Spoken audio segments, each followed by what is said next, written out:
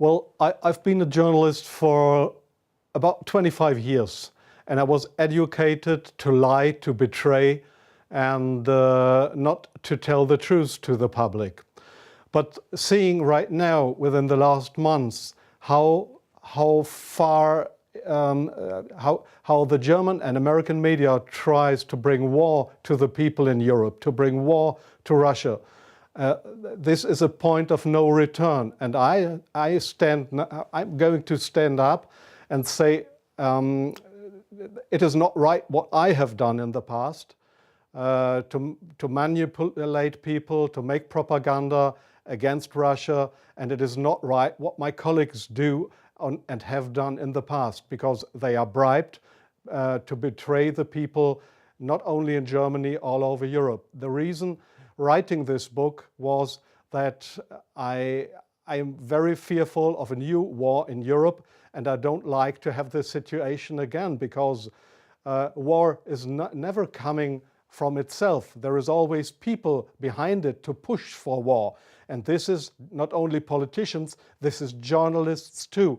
And I just have written in the book how we have betrayed in the past our readers just to push for war, and because I don't want this anymore. I'm fed up with this propaganda. We live in a banana republic and not in a democratic country where we have press freedom, where we have human rights. If you see the German media, especially my colleagues who day by day write against the Russians, who are in transatlantic organizations and who are supported by the United States to do so, well, people like me, I became an honorary citizen of the state of Oklahoma in the United States. Just why? Just because I write pro-American. I wrote pro-American. I was supported by the Central Intelligence Agency, by the CIA. Why? Because I should be pro-American. I'm fed up with it. I don't want to do it anymore. And so I've just written a book not to earn money. No, it will cause a lot of trouble for me, just to give the people in this country, in Germany, in Europe, and all over the world, just to give them a glimpse of a view what goes up behind the closed doors. Yes, there is many examples for that. If we go just back to history, if you go into the year 1988, if you go to your archives, you will find in March 1988 there was in Iraq, the Kurdish people have been gassed with poisoned gas. That is known all over the world. But in July 1988, they sent me to a town called Zubaydat, that is on the Iraqi-Iranian border. There was war. It was war between the Iranians and the Iraqis, and I was sent there to photograph how the Iranians have been gassed with poisoned gas, with German poisoned gas. You call it Lost and Zarin, mustard gas, made by Germany. They have been gassed, and I was there to make photographs how these people have been killed by poisoned gas from Germany. When I came back to Germany, there was just one small photo in a newspaper, in the Frankfurter Allgemeine, and there was one small article not writing how impressive, brutally, how unhuman, how terrible it was to kill decades after the end of the Second World War, people with German poisoned gas.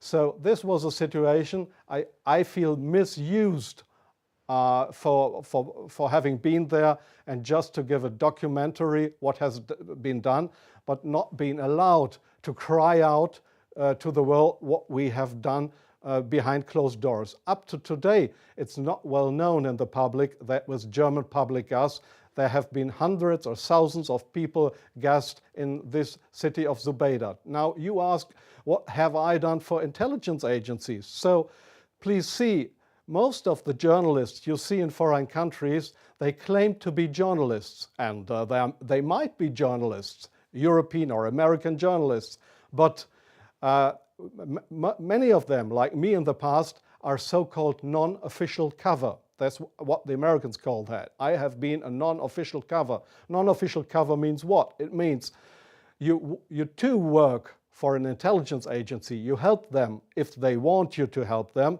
but they will never, when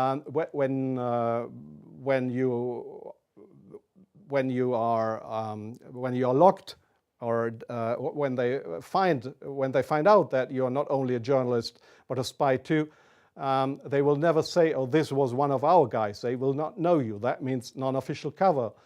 So I have helped them in several situations, and I feel ashamed for that too now. Like I feel ashamed that I have worked for a very recommended newspaper like the Frankfurter Allgemeine, because I was bribed by billionaires, I was bribed by the Americans not to report exactly the truth, but I just imagined in my car while I was driving to this interview, I just tried to work out in my brain what would have happened if I would have written a pro-Russian article in the Frankfurter Allgemeine. Well, I don't know what would have happened, but we were all educated to write pro-European, pro-American, but please, not pro-Russian. So I'm very sorry for that, but this is not what I understand for democracy and for press freedom. I'm very sorry for that. Well, yes, I understand your question very well. Germany is still a kind of a colony of the United States. You see that in many points, like the majority of the Germans don't want to have nukes in our country, but we still have American nukes. So we are still a kind of a colony of the Americans. And being a colony, it is very easy to approach young journalists through what is very important here is transatlantic organizations. All journalists from really respected and recommended big German newspapers, magazines, radio stations, TV stations, they are all members or guests of those big transatlantic organizations. And there, in these transatlantic organizations, you are approached to be pro-American, and there is nobody coming to you and saying, "Well, we are the Central Intelligence Agency, would you like to work for us?" No, this is not the case how it happens. What they do, these transatlantic organizations, is they invite you for seeing the United States. They pay for that, they pay all your expenses and everything. So you are bribed, you get more and more corrupt, because they make you good contacts. You won't know that those good contacts are, let's say, non-official covers, or officially people working for Central Intelligence Agency or other American agencies. So you make friends. You think they are friends, and you cooperate with them. They ask you, "Well, could you do me this favor? Could you do me that favor?"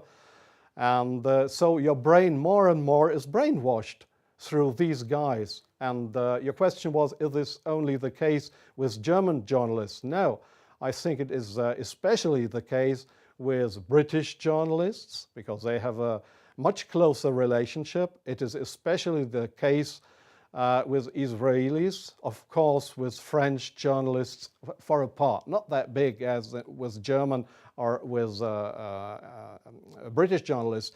It is the case for Australian journalists, for journalists from New Zealand, from Taiwan, well, there is many countries in the Arab world, like Jordan, for example, like Oman, the Sultanate of Oman.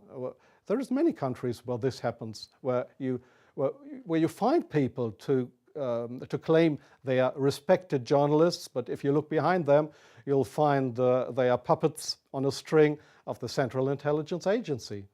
I'm sorry in interrupting you. I'll give you one example. Sometimes the intelligence agencies, they come to your office and want you to write an article. I give you an example not from strange other journalists, from me myself. I've just forgotten the year.